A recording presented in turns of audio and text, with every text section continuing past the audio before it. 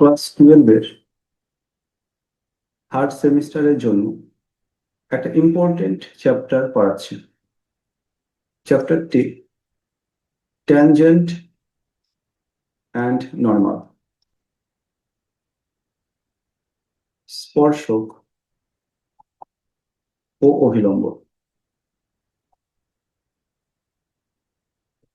Class 12-এর ক্ষেত্রে এই স্পর্শক এবং অভিলম্ব থেকে 2 থেকে 3টে এমসিকিউ আসতে পারে।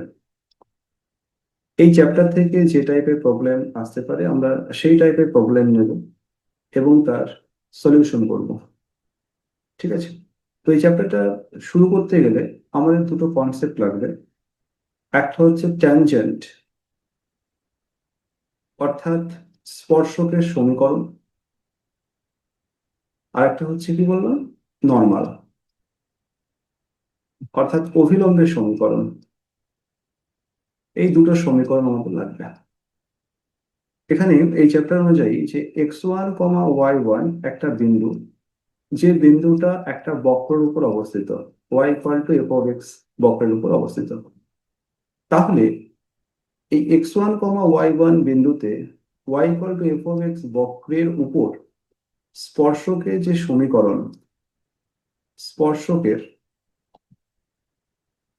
স্পর্শকের সমীকরণ, এটা বার করার ফর্মুলা হচ্ছে y-y1 সমান dy dx অ্যাট, যে পয়েন্টটা বলা হবে এখানে x1, y1 বলা হয়েছে, x1, y1 এ dy dx এর মান ইন্টু হচ্ছে x-x1। তো আমরা দেখলাম যে y=f(x) কোন একটা বক্র, তার উপরে একটা পয়েন্ট রয়েছে x1, y1।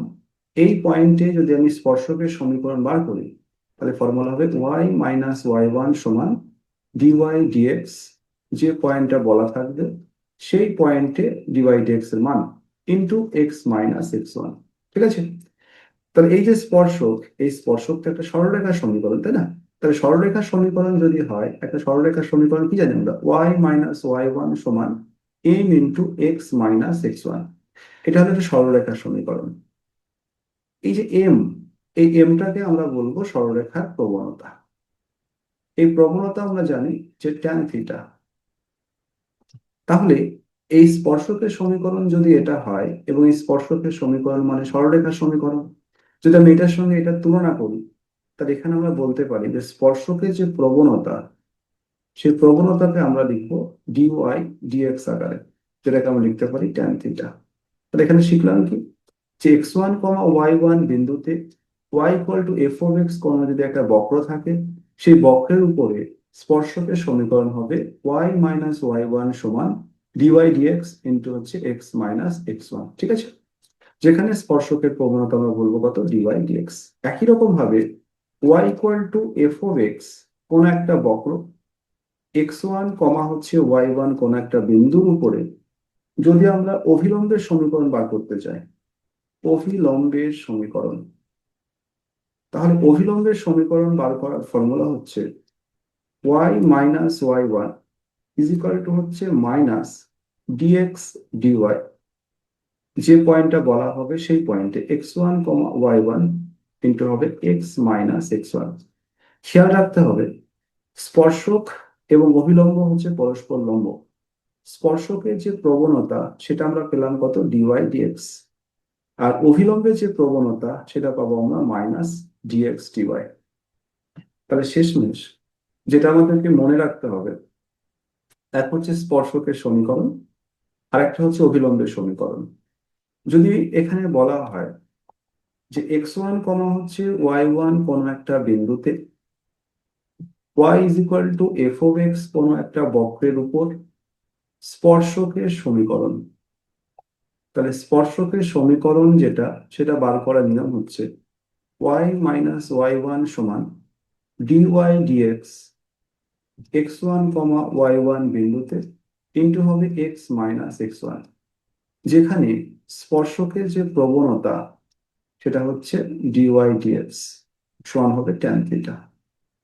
ঠিক আছে?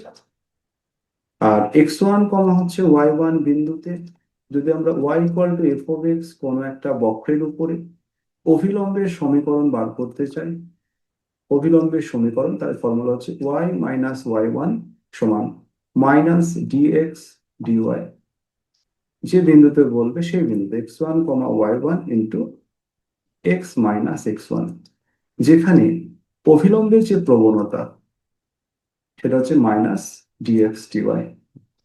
এই দুটো থিওরি যদি ক্লিয়ার থাকে আমাদের, তাহলে আমরা কিন্তু এই চ্যাপ্টারে যে কোনো অঙ্ক নামাতে পারবো। তাহলে এক হচ্ছে স্পর্শকের সমীকরণ, স্পর্শকের প্রবণতা হচ্ছে ডিওয়াই ডিএক্স, অভিলম্বের সমীকরণ আর অভিলম্বের প্রবণতা হচ্ছে মাইনাস ডিএক্স ডিওয়াই। এগুলো আমাকে ভালো করে জানতে হবে। তো এই চ্যাপ্টার থেকে যে টাইপের ইম্পর্টেন্ট অঙ্কগুলো পরীক্ষায় আসতে পারে, আমরা সেই টাইপের প্রবলেমগুলো এখানে সলভ করবো। ঠিক আছে? তো যদি প্রথমে কোশ্চেনটা আমরা নিই, এখানে একটা কোশ্চেন বলা হয়েছে যে ওয়াই সমান হচ্ছে এফ অফ এক্স বক্রের উপর, বক্রের উপর এক্স কমা ওয়াই বিন্দুতে, এক্স কমা ওয়াই বিন্দুতে অঙ্কিত স্পর্শক, অঙ্কিত স্পর্শক ও অভিলম্বের প্রবণতা, অভিলম্বের প্রবণতা ডিওয়াই ডিএক্স ও এম হলে এম সমান কত বলা হয়েছে। তাহলে কোশ্চেন যেটা বলা হয়েছে যে একটা Y equal to F of X একটা বক্রের উপরে এক্স কমা ওয়াই বিন্দুতে অঙ্কিত স্পর্শক ও অভিলম্বের প্রবণতা ডিওয়াই ডিএক্স আর হচ্ছে এম। তাহলে স্পর্শকের যে প্রবণতা, স্পর্শকের যে প্রবণতা, সেই প্রবণতাটা এখানে বলা হয়েছে ডিওয়াই ডিএক্স। ঠিক আছে? আর অভিলম্বের যে প্রবণতা, অভিলম্বের যে প্রবণতা বলা হয়েছে সেটা হচ্ছে এম। আমরা কিছুক্ষণ আগে শিখলাম যে স্পর্শকের প্রবণতা যদি ডিওয়াই ডিএক্স হয়, অভিলম্ব তো তার উপর লম্ব থাকবে, তাই না? তাহলে অভিলম্বের প্রবণতাটা হবে মাইনাস ডিএক্স ডিওয়াই। ঠিক আছে? তাহলে স্পর্শকের প্রবণতা যদি ডিওয়াই ডিএক্স হয়, তাহলে অভিলম্বের প্রবণতা কত হবে? Minus dx dy. তাহলে এখানে যে আনসারটা হবে যে এম এর মান কত হবে? Minus dx dy. ঠিক আছে? আচ্ছা, চলে আসি আমরা পরের কোশ্চেন। পরের কোশ্চেন এখানে বলা হয়েছে যে যদি, যদি ওয়াই সমান এফ অফ এক্স বক্রের উপর X one comma Y one, X one comma Y one বিন্দুতে অভিলম্বের, অভিলম্বের এক্স অক্ষের ধনাত্মক দিকের সঙ্গে, ধনাত্মক দিকের সঙ্গে সাই কোণ উৎপন্ন করে, উৎপন্ন করে, তবে তাহলে Y equal to F of X বক্রের উপর X one comma Y one বিন্দুতে অভিলম্ব এক্স অক্ষের ধনাত্মক দিকের সঙ্গে সাই কোণ উৎপন্ন করে, তবে এখানে এ অপশন বলা হয়েছে যে dx dy at X one comma Y one সমান বলা হয়েছে ট্যান সাই। বি অপশন বলা হয়েছে যে minus dx dy X one comma হচ্ছে ওয়াই ওয়ান সমান আছে কট সাই। সি অপশন বলা হয়েছে যে minus dx dy at X one comma Y one is equal to tan psi. আর ডি অপশন বলা হয়েছে যে dy dx X one comma Y one সমান হবে ট্যান সাই। তাহলে এখানে লক্ষ্য রাখতে হবে কোশ্চেনটা কি বলেছে, যে কোনো একটা বক্র সে X one comma Y one বিন্দুতে অভিলম্ব এক্স অক্ষের ধনাত্মক দিকের সঙ্গে সাই কোণ উৎপন্ন করে। খেয়াল রাখতে হবে, যদি আমরা এক্স অক্ষ আর ওয়াই অক্ষ নিয়ে ভাবি, এক্স অক্ষের ধনাত্মক দিকের সঙ্গে যে কোণ উৎপন্ন করে সেই কোণটাকে আমরা বলি নতি। আর প্রবণতা সমান হয়ে যাবে ট্যান সাই, মানে ট্যান থিটা, তাই না? তো এখানে বলা হয়েছে যে এক্স অক্ষের ধনাত্মক দিকের সঙ্গে অভিলম্ব কি করছে, একটা কোণ তৈরি করছে, যে কোণটাকে আমরা বলি সাই। তাহলে অভিলম্বের প্রবণতা কত হয়ে যাবে এখানে, ট্যান সাই। ঠিক আছে। আর আমরা জানি অভিলম্বের যে প্রবণতা সমীকরণ অনুযায়ী, যে minus dx dy at x1 comma হচ্ছে y1। তাহলে যদি কোশ্চেনটা করা হয় যে কোনো একটা বক্রের উপরে x1 কমা y1 বিন্দুতে অভিলম্ব এক্স অক্ষে ধনাত্মক দিকের সঙ্গে সাই কোণ উৎপন্ন করে, তাহলে অভিলম্বের প্রবণতা কত হবে, মাইনাস ডিএক্স ডিওয়াই x1 কমা y1 বিন্দুতে সমান হচ্ছে ট্যান সাই। তার উত্তর হবে আমাদের সি, সি অপশন। ক্লিয়ার? চলে আসি আমরা পরের কোশ্চেন।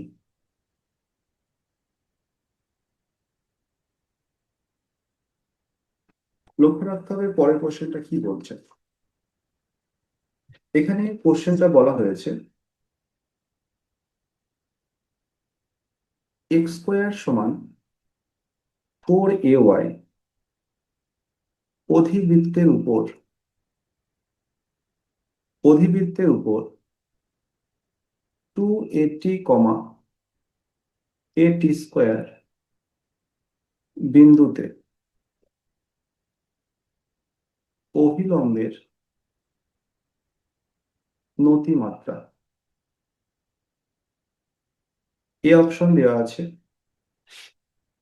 1/t,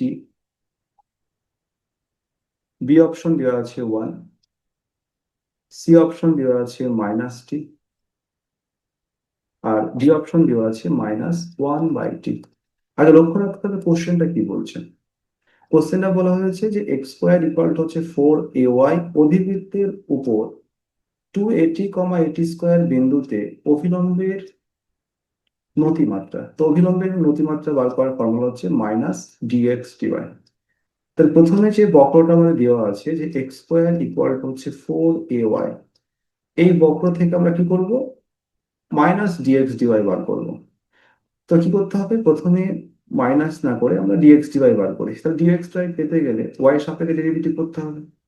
তাহলে ওয়াই সাপেক্ষে ডেরিভেটিভ করি, এক্স স্কোয়ার মানে হচ্ছে 2x, আর এক্স এর ডেরিভেটিভ হবে ডিএক্স ডিওয়াই, আর ডান দিকে 4a কনস্ট্যান্ট, ওয়াই মানে হচ্ছে 1। তাহলে ডিএক্স ডিওয়াই যে ভ্যালুটা আমরা পাবো, ডান দিকে তো 4a ছিল, আর এখানে কত আছে 2x। 2xটা কি হয়, ভাগ হয়ে যাবে, 2 দিয়ে কাটলে উপরটা 2 হয়ে যাবে। তাহলে একটা অভিলম্বের যে প্রবণতা, সে অভিলম্বের প্রবণতা মানে -dx ডিওয়াই লাগবে, আপনি দুদিকে মাইনাস দিয়ে গুণ করতে পারেন। তাহলে আমি কত পেলাম, -2a হচ্ছে x। ঠিক আছে। এবার অভিলম্বের যে প্রবণতা -dx ডিওয়াই পেলাম, ভালো কথা, কিন্তু যে পয়েন্টটা বলা আছে সেই পয়েন্টের মানটা বার করতে হবে। তাহলে যদি আমরা -dx ডিওয়াই এর মানটা ওই পয়েন্টে বার করি, 280 কমা হচ্ছে a² তাহলে এক্স এর মান 280 বলেছে, ওয়াই এর মান 80² বলেছে। তাহলে এখানে বসে দিন -2a এক্স এর মান তাহলে কত বলা হয়েছে, 280। 280, তাহলে 280 বাদ চলে যাবে, তাহলে মাইনাস কত করে থাকবে, 1/2। খুবই ভালো একটা প্রবলেম। এখানে বলা হয়েছে যে x square equal to 4ay অধিবৃত্তের একটা পয়েন্ট দেওয়া আছে, সেই বিন্দুতে অভিলম্বের যে নতিমাত্রা অর্থাৎ প্রবণতা, সেটা কত হবে, -1/t। প্রবলেমগুলো আমরা কিভাবে সলভ করছি সেটা কিন্তু ভালো করে খেয়াল রাখতে হবে। ঠিক আছে। আর এমসিকিউ মানে এখানে খুব বড়ভাবে সলভ করা যাবে না, যতটা তাড়াতাড়ি করা যায় সেটা লক্ষ্য রাখতে হবে। ঠিক আছে। আচ্ছা, চলে আসি পরের কোশ্চেন। এখানে যে কোশ্চেনটা বলা হয়েছে যে এক্স ওয়াই ইকুয়াল টু হচ্ছে c², এটা সমপরাবৃত্তের। তাহলে সমপরাবৃত্তের ওপর একটা পয়েন্ট দেওয়া আছে সিটি কমা c/t বিন্দুতে অঙ্কিত স্পর্শকের, অঙ্কিত স্পর্শকের প্রবণতা। এখানে এ অপশন দেওয়া হয়েছে -1/t, বি অপশন দেওয়া হয়েছে -1/t², সি অপশন দেওয়া হয়েছে 1/t, আর ডি অপশন দেওয়া হয়েছে 1/t²। কোশ্চেনটা খেয়াল করতে হবে। তাহলে প্রথমে কি হয়েছে, একটা বক্র দেওয়া আছে এক্স ওয়াই ইকুয়াল টু হচ্ছে সি স্কোয়ার। একটা বক্র বলতে সমপরাবৃত্ত, এই সমপরাবৃত্তের উপর একটা পয়েন্ট দেওয়া আছে যেটা হচ্ছে সিটি কমা হচ্ছে সি বাই টি। এই বিন্দুতে স্পর্শকের প্রবণতা লক্ষ্য রাখতে হবে, স্পর্শকের প্রবণতা বার করার ফর্মুলা হচ্ছে ডিওয়াই ডিএক্স। তাহলে এই যে বক্রটা দেওয়া আছে X Y equal to C square, এই বক্রটাকে আমরা এক্স এর সাপেক্ষে ডেরিভেটিভ করবো, তাহলে ডিওয়াই ডিএক্স পাবো। ডিওয়াই ডিএক্স যে মানটা পাওয়া যাবে সেই মানে আমরা এই পয়েন্টটা বসিয়ে দেবো, তাহলে এক্স ইন্টু ওয়াই, এটা গুণের নিয়মে ডেরিভেটিভ হবে। তার নিয়মটা কি, একজনকে কনস্ট্যান্ট রেখে দিতে হয় আর একজনকে ডেরিভেটিভ করতে হয়। তাহলে এক্স যদি আমরা কনস্ট্যান্ট রেখে দিই তাহলে ওয়াই ডেরিভেটিভ হবে ডিওয়াই ডিএক্স প্লাস, যার ডেরিভেটিভ হয়ে গেল তাকে কনস্ট্যান্ট দেবে, তাহলে ওয়াই যদি কনস্ট্যান্ট রেখে দিই তাহলে এক্স এর ডেরিভেটিভ কত হবে ওয়ান, আর সি স্কোয়ার তো কনস্ট্যান্ট, ডেরিভেটিভ করলে কত হবে জিরো। তাহলে এখান থেকে যদি আমি ডিওয়াই ডিএক্স এর মান বার করি তাহলে প্লাস ওয়াই কে ডান দিকে পাঠিয়ে দিই, মাইনাস ওয়াই হয়ে যাবে, আর নিচে এক্সটা কি হয়ে যাবে ভাগ হয়ে যাবে। তাহলে ডিওয়াই ডিএক্স এর মান আমরা পেলাম মাইনাস ওয়াই বাই এক্স। এবার যে পয়েন্টটা বলা হয়েছে যে at CT comma C by T বিন্দুতে ডিওয়াই ডিএক্স এর মান যদি আমরা পেয়ে যাই সেই মানটা হবে স্পর্শকের প্রবণতা। তাহলে এই পয়েন্টটা আমরা কি করব, এখানে মানটা বসিয়ে দিই, তাহলে মাইনাস ওয়াই এর মান কত সি বাই হচ্ছে টি বাই এক্স এর মান কত আছে সিটি, তাহলে সি সি কাটবে, তাহলে উপরে পড়ে থাকবে মাইনাস ওয়ান আর নিচে কি হবে টি, আর টি এর সঙ্গে গুণ হবে হবে টি স্কোয়ার। তাহলে এখানে যে কোশ্চেনটা বলা হয়েছে যে একটা সমপরাবৃত্ত দেওয়া আছে এক্স ওয়াই ইকুয়াল টু হচ্ছে সি স্কোয়ার, তার উপর একটা বিন্দু রয়েছে, সেই বিন্দুতে অঙ্কিত স্পর্শকের প্রবণতা কত। তাহলে আমরা দেখলাম ক্যালকুলেশন করে কত হচ্ছে মাইনাস ওয়ান বাই হচ্ছে টি স্কোয়ার, তাহলে অপশন বি আনসার। ঠিক আছে, আমরা চলে আসি পরের কোশ্চেন।